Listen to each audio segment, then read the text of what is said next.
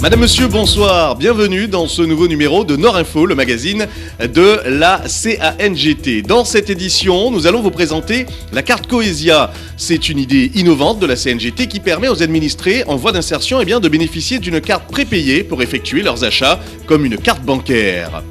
À l'heure des smartphones, plus besoin d'appeler pour avoir des infos dans votre commune ou pour signaler un problème dans votre quartier. Vous pouvez désormais le faire avec une application mobile. Nord Connecté en créole est déjà disponible. Et puis le projet alimentaire territorial du Nord Grande Terre entre dans une nouvelle phase. Un séminaire qui s'est tenu en début d'année est venu valider 34 fiches actions à mettre en place avant que ne sorte de terre l'usine centrale. Voilà pour les titres et merci de nous suivre.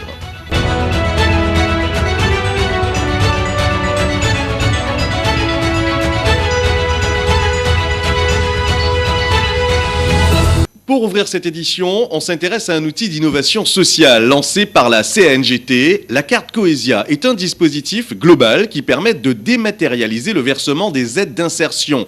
Concrètement, les bénéficiaires se voient remettre une carte de débit, un moyen simple et sécurisé pour combiner modernisation du versement des aides et optimisation de l'utilisation des fonds alloués. Du pli de la CNGT qui porte une politique publique d'insertion qu'est venue l'idée de créer une carte de débit utilisable comme une carte bancaire. Elle vise à assurer un accompagnement individualisé du public en insertion professionnelle dans l'objectif de lever les freins à l'emploi. On a un financement à 75% par le Fonds social européen qui nous a donné une contrainte, c'est-à-dire qu'on n'a pas la possibilité de donner directement aux participants, de le faire en virement par exemple sur son compte, puisqu'après on n'a pas une traçabilité sur l'utilisation. Donc c'est pour ça qu'en tant que chef de projet au niveau du pli, j'ai eu l'idée de trouver une solution de manière à pouvoir avoir la possibilité de quand même soutenir les démarches d'insertion de ces demandeurs d'emploi avec une solution dématérialisée. C'est pour ça qu'on est sur cette carte Coesia qu'on a appelée la carte AILFE, aide individuelle à lever des frais à l'emploi. Ils sont aujourd'hui 200 dans le Nord Grande Terre à bénéficier de cet outil. Pour y prétendre, il faut être demandeur d'emploi, participant du pli de la CNGT et justifier d'une démarche d'insertion. Les montants sur ces cartes varient selon le parcours de chacun. Ils vont de 600 jusqu'à 1800 € sur une programmation allant de 2 à 3 ans. Mais attention, les dépenses sont contrôlées. La carte fonctionne pour des achats liés à l'alimentation, aux habits, à la mobilité ou encore au carburant. Une expérience innovante sur le territoire national qui permet à la collectivité de viser un label. Nous visons effectivement avec ce projet une labellisation, donc avec le réseau des interconnectés. Nous ne savons pas encore pour quel label que nous aurons, mais nous sommes sur un projet d'innovation sociale qui effectivement va faire toute la différence dans l'attribution des aides individuelles pour les demandeurs d'emploi du territoire. Il y a sur le territoire de la CNGT environ 6000 bénéficiaires du RSA potentiellement éligibles à cette carte Coesia, dès lors qu'ils justifient auprès du pli d'une démarche d'insertion vers un emploi, une formation ou une création d'entreprise. Les administrés ont souvent le besoin d'avoir accès aux informations de leur commune ou alors de signaler des soucis dans leur quartier. Pour gagner du temps et de l'efficacité, tout le monde, ou presque, utilise aujourd'hui son téléphone portable. C'est pour cela que la CNGT a lancé une application mobile qui s'appelle Nord Connecté, écrit en créole. Des repas de cantine scolaires aux informations d'événements, en passant par les signalements, l'appli Nord Connecté va vous faciliter la vie. Lancée en fin d'année dernière, l'application mobile Nord Connecté s'adresse aussi bien aux administrés de la CANGT qu'aux visiteurs de ce territoire. Facile d'utilisation, elle propose plusieurs services. La volonté de la CNGT est de mettre à disposition un certain nombre de services et d'informations pour les administrés et les touristes du territoire. Parce que comme vous l'avez dit, on est en pleine phase de transition vers le numérique.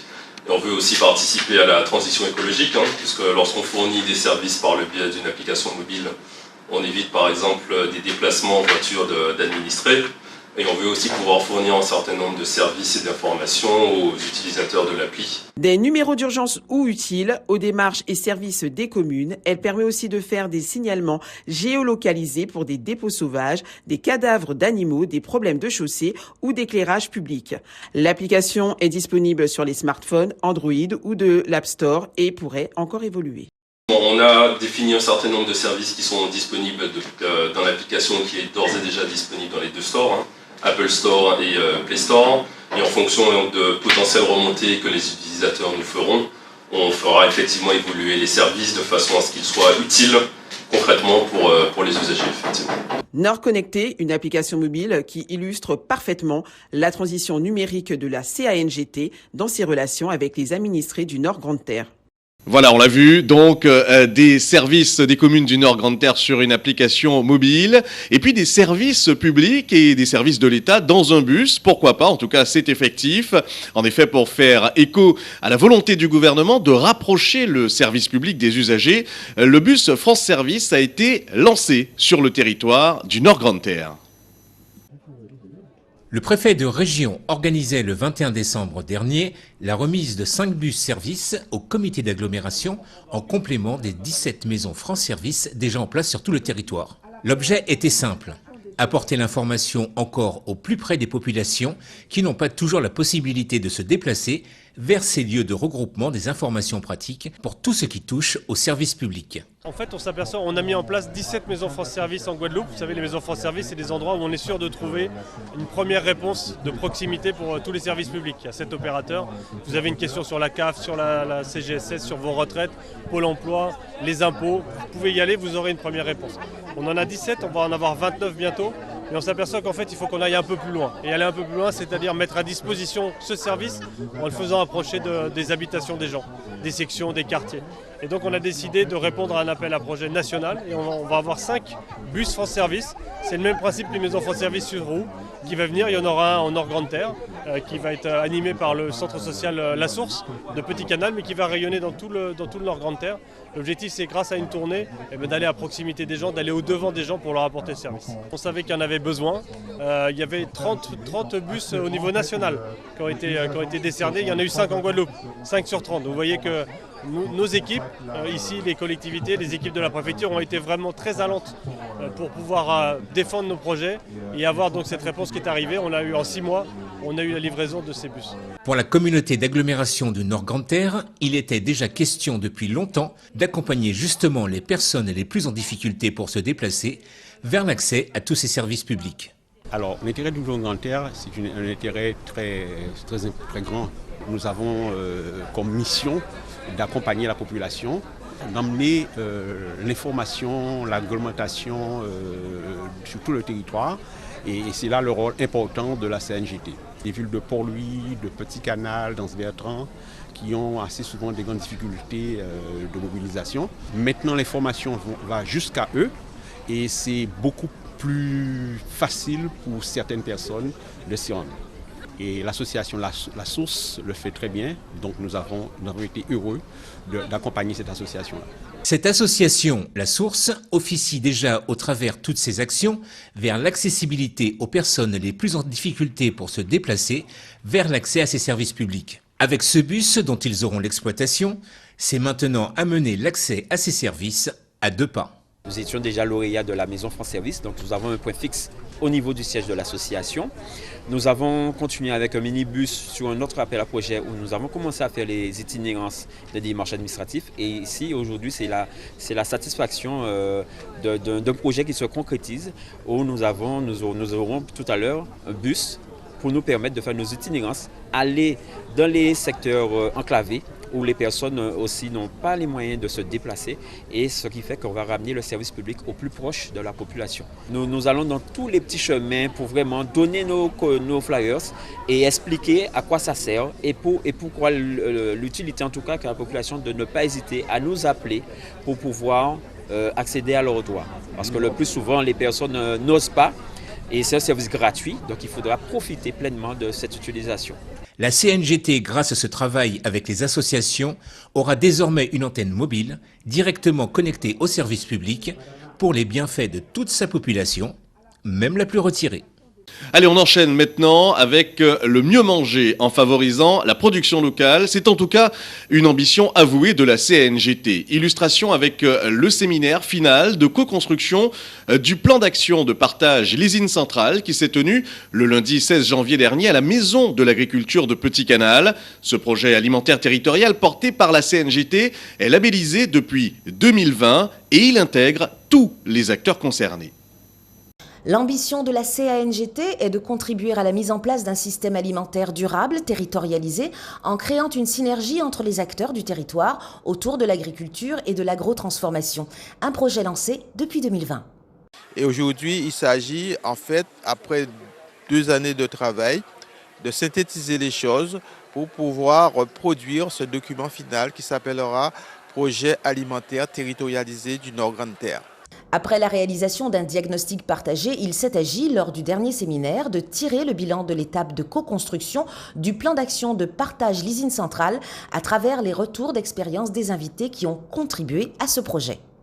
Parce qu'il s'agissait de mettre en commun le travail de co-construction qui a été fait par plusieurs ateliers, tant de diagnostic que de réflexion sur des actions à mener en termes de développement de l'alimentation, développement économique, développement des structures agricoles, développement de la filière d'agrotransformation. Donc voilà, il y avait eu par plusieurs ateliers précédents pas mal de réflexions et d'idées qui étaient sorties de la rencontre entre plusieurs partenaires, qu'ils soient institutionnels et privés.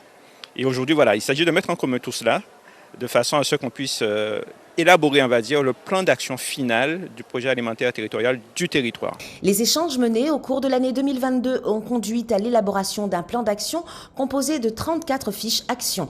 Celles-ci ont été amendées dans 4 ateliers pour être complétées et validées, un exercice commun dans lequel la Chambre d'agriculture est partie prenante. Et depuis la pose de la première pierre de l'usine centrale, je ne sais pas si vous vous souvenez, nous étions donc déjà sollicités dans cette dynamique, cette nouvelle dynamique par rapport aux obligations qu'auront la profession, les agriculteurs dans les années à venir et dès à présent dans ce qu'on appelle le programme alimentaire territorial. Nous avançons par rapport à la loi Egalim sur une projection où, bien sûr, la consommation des produits locaux seront soutenus au max, puisqu'il s'agit bien de cela aujourd'hui, comment éviter le gaspillage et comment permettre à nos agriculteurs, notre population d'une manière générale, de consommer la production locale. Sur ce projet, les institutions aux côtés des collectivités ont réuni la profession agricole, des associations du territoire, des acteurs du social, économique, de la santé, de l'éducation et de la recherche. Une synergie qui doit déboucher sur la construction d'une unité de production agroalimentaire capable de transformer 1000 tonnes de produits agricoles bruts par an.